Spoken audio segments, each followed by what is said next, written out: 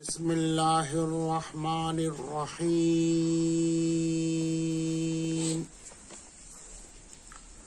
الحمد للہ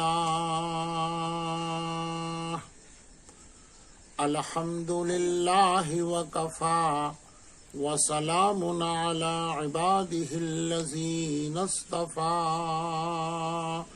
اما بعد فاعوذ باللہ من الشیطان الرجیم بسم اللہ الرحمن الرحیم وما ارسلناک الا رحمۃ للعالمین سبحان ربک رب العزة عما یصفون وسلام علی المرسلین والحمد للہ رب العالمین اللہم صل علی سیدنا محمد وعلی آل محمد وبارک وسلم اللہم صل علی سیدنا محمد وعلی آل محمد وبارک وسلم اللہم صل علی سیدنا محمد وعلی آل محمد وبارک وسلم۔ سیرت طیبہ کا عنوان آپ کے ولادت مبارکہ سے لے کر بچپن تک اور بچپن سے آگے جوانی کے قریب تک پہنچ چکا ہے۔ گزشتہ مجلس میں 12 برس کی عمر تک کے واقعات آپ کے سامنے آ چکے ہیں۔ 12 برس کی عمر کے بعد اب آگے آپ کی عمر چلی تو کیا ہوتا ہے، یہاں پر ایک اشارہ کر دیتے ہیں۔ آپ صلی اللہ تعالی علیہ وسلم کی عمر مبارک 14 برس کی ہے۔ ابھی تک آپ چچا ابو طالب کے نگرانی میں ہیں، سفر پر جا رہے ہیں، تجارت کرنے کے لیے آپ کے ساتھ رہ رہے ہیں۔ حالات کیسے ہیں مکے کے، یہ تو گزشتہ مجلسوں میں آپ سن چکے ہیں۔ ایک دو باتیں بتا دیتا ہوں۔ آپ صلی اللہ علیہ وسلم کے متعلق چچا ابو طالب نے یہ بیان کیا، میرے پاس جب آ گئے 8 برس کی عمر کے بعد، تب سے میں نے دیکھا کوئی بری حرکت آپ سے ہرگز نہیں ہوئی، یہاں تک کہ کچھ باتوں کا تذکرہ یوں کیا کہ کبھی آپ جھوٹ نہیں بولتے تھے، کبھی آپ غیبت نہیں کرتے تھے، کبھی آپ بچوں کے ساتھ کھیلتے نہیں تھے، بلکہ آپ کا کردار تو ایک بڑے صوفی اور بڑے بزرگ جو ہر چھوٹی بڑی برائی سے بچ کر کے شریفانہ زندگی گزارتے ہیں، اس سے کہیں لاکھ بہتر شریفانہ زندگی آپ گزارتے تھے۔ یہ بھی بتایا ہے کہ شب بیداری کا معاملہ اس بچپنے کے عمر میں ہی آپ کا تھا۔ اللہ اکبر، کیا کیا باتیں میں آپ کی بتاؤں، آپ اس کو سوچ لیجئے حال مکے کا کیسا تھا۔ مکے میں ایسی کون سی برائی نہیں تھی جو ساری دنیا میں تھی۔ چوری، ڈکیتی، لوٹ مار، شراب، ظلم، زیادتی، جبر، ہر قسم کی برائی تھی، اور اس برائی میں ماحول میں سوسائٹی میں رہتے ہوئے آپ کا یہ کردار، آپ کا یہ شریفانہ برتاؤ، اللہ اکبر کبیرہ، بات یہی سمجھ میں آتی ہے جو اکابرین اور اہل اللہ نے دیکھا اور لکھا۔ آپ صلی اللہ علیہ وسلم کی حفاظت خدا خود کر رہے تھے، آپ کی ہر چیز کی نگرانی رب العلا نے اپنے قبضے میں لے لی تھی۔ یہی وہ چیز تھی، پروردگار ہر بد اور ہر بری چیز سے آپ کی حفاظت فرماتے تھے۔ لکھا ہے کتابوں میں آپ کی عمر مبارک 14 برس کی تھی۔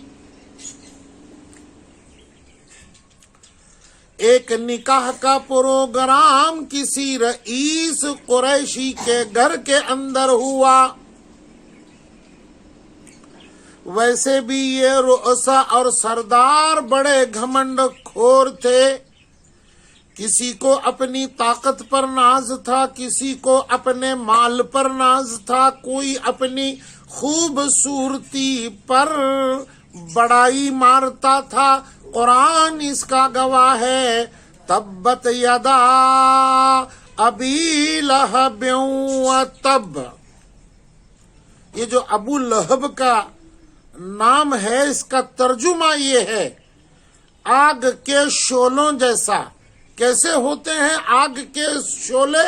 سرخ رنگ کے ہوتے ہیں، پتلے ہوتے ہیں، ہلنے والے ہوتے ہیں، چمکدار ہوتے ہیں۔ وہ ابو لہب اتنا خوبصورت تھا جیسے میں بتاؤں کہ پکا ہوا ٹماٹر۔ تو کسی کو کس چیز پر ناز ہوتا ہے اور اس پر وہ گھمنڈ کرتا ہے، یہ حال مکے کا تھا۔ تو میں نے آپ کو بتا دیا، کسی رئیس کا نکاح تھا، سرداران قریش کے اندر ایک نکاح کی کارروائی تھی۔ مالداری کی ناز کے اوپر بڑے بڑے کھانے، بڑے بڑے پکوان، بڑے بڑے رنگ ریلیاں، ناچ گانے کا تک انتظام تھا، گانے بجانے کے آلات اس کے الگ لگے ہوئے تھے۔ مکہ کے ہر باشندے کو دعوت دی گئی تھی۔ کچھ جوان لڑکے میرے آقا صلی اللہ علیہ وسلم کے پاس آئے اور کہنے لگے، اے محمد صلی اللہ علیہ وسلم، ہم سب جا رہے ہیں مل کر، تم بھی ہمارے ساتھ چلو۔ یاری دوستی تھی، اٹھنا بیٹھنا تھا، چلنا پھرنا تھا۔ آپ صلی اللہ علیہ وسلم فرماتے ہیں، میں ان کے ساتھ چلا گیا۔ مجلس نکاح میں پہنچ گئے تو کیا دیکھتا ہوں، بڑے بڑے ڈیکوریشن کے ذریعے ہر جگہ سجائی گئی ہے۔ ایک جگہ پر گانے بجانے کا انتظام کیا گیا ہے، ایک جگہ پر ناچ کا انتظام کیا گیا ہے۔ مجھے کراہت محسوس ہونے لگی۔ ابھی پروگرام شروع نہیں ہوا تھا، رات کا معاملہ تھا۔ مجھے غنودگی آ گئی، آنکھیں میری چھپنے لگی، بند ہونے لگی، اور نیند نے ایسا تھپیڑا لگایا کہ آہستہ آہستہ میں جہاں کھڑا تھا وہیں بیٹھ گیا، اور بیٹھتے بیٹھتے لیٹ گیا۔ میں ایسا سو گیا کہ ساری رات پوری کی پوری ان کے فنکشن کی، پروگرام کی، ناچ کی، گانے کی तमाम तर रंग रैलियां हो गई और सुबह का सादिक का जब वक्त आ गया, मेरी आंख जब खुली तो वहां कोई भी नहीं था। मैं चला आ गया अपने मकान पर। अल्लाहु अकबर कबीरा। क्या नजर आ रहा है आपको? क्या समझ रहे हैं आप? ऐसे माहौल में, ऐसे जगह में जहां सारा के सारा खुराफात का मामला होने वाला है, उसके आलात और चीजें सब मौजूद हैं, इशारे की जरूरत है, उस जगह में खड़े होकर के अल्लाह ने हिफाजत फरमाई। जब तक मालिक की तवज्जो न हो, मालिक की अताया न हो, मालिक अपने ऊपर से फैसला अर्श पर से न करे, फर्श पर एक सूखा पत्ता भी दरख्त का अपनी टहनी को छोड़कर जमीन पर नहीं गिर सकता। इसलिए किसी कहने वाले ने क्या खूब कहा है, खुदा गैर के बगैर सब कुछ कर सकता है। खुदा गैर के बगैर सब कुछ कर सकता है, खुदा के बगैर कुछ नहीं कर सकते। ये सारा के सामला मेरे रब की इनायत का है, जो अपने जिम्मे मेरे आका सल्लल्लाहु अलैहि वसल्लम की वकालत भी, किफालत भी, परवरिश भी, निगहबानी भी अपने जिम्मे अल्लाह ने रखी थी। लेकिन यहां मैं एक नुक्ता देना चाहता हूं, एक हदिया देना चाहता हूं, एक इबरत और हिदायत की बात कहना चाहता हूं। इसमें कुछ दखल भी हमारी कैफियत का है, जुस्तजू का है, तड़पने का है। जब तक हम बचने की कोशिश नहीं करेंगे, नहीं तड़पेंगे, बुरा उसको नहीं समझेंगे, दिल को नहीं जलाएंगे, तब तक खुदा भी हमको नहीं बचा सकता। अल्लामा हाली रहमतुल्लाह अलैह ने कुरान करीम के 18वें सिपारे की वो आयत जिसका तर्जुमा अशार में किया है, मैं वही आपको सुना देता हूँ। खुदा उस कौम की हालत को नहीं बदलता, खुदा उस कौम की हालत को नहीं बदलता, ना हो ख्याल जिसको अपनी हालत के बदलने का। आप ख्याल तो कीजिए अपनी हालत के बदलने का, अल्लाह खुद मदद फरमाएंगे। हिजरत के मौके पर सिद्दीक़ अकबर रजी अल्लाह ताला अन्हु आप सल्लल्लाहु अलैहि वसल्लम को लेकर मदीना जाने लगे। अबू जहल ने सारे के सारे कारिंदों को, अपने चेलों को घुमा के रखा था मक्के में, 100 ऊंट दे दूंगा, कोई मोहम्मद को जिंदा पकड़ के लेकर आए। सारे घूम रहे थे। अचानक रास्ते में एक देहाती मिला जो अबू बकर का दोस्त था, अबू बकर को पहचानता था, वो भी इस हिर्स और तमा में घूम रहा था। उसने देखा अबू बकर के साथ कोई एक और इंसान है जो चेहरे से शरीफ लग रहे हैं। मैंने अबू बकर को सलाम किया और सलाम के बाद अबू बकर से पूछा, कहाँ का इरादा है, सफर का इरादा है? मन अंता,